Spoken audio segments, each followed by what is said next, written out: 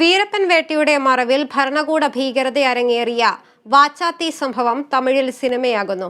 Cinema അഭിനേത്രി കൂടിയായ രോഹിണിയാണ് ചിത്രത്തിന്റെ സംവിധാനം. പ്രമുഖ തമിഴ് സാഹിത്യകാരനായ ആദവൻ ദീക്ഷണ്യാണ് ചിത്രത്തിന്റെ തിരക്കഥ ഒരുക്കുന്നത്.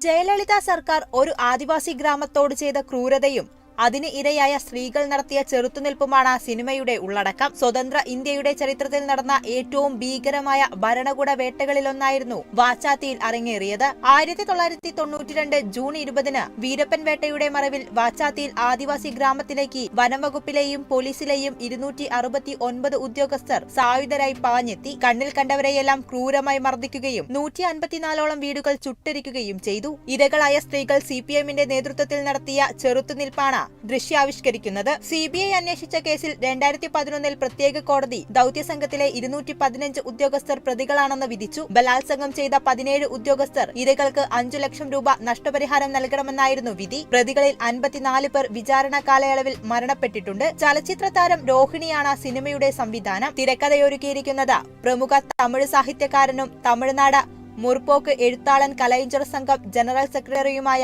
ആദവൻ ദീക്ഷണ്യാണ്. വിപുലമായ ഗവേഷണത്തിന്റെ അടിസ്ഥാനത്തിലാണ് പുതിയ ചിത്രം ഒരുക്കുന്നതെന്നും സഹനത്തിന്റെയും പോരാട്ടത്തിന്റെയും കഥയാണ് ചിത്രം പറയുന്നതെന്നും തിരക്കഥാകൃത്ത് ആദവൻ ദീക്ഷണ്യ പറഞ്ഞു.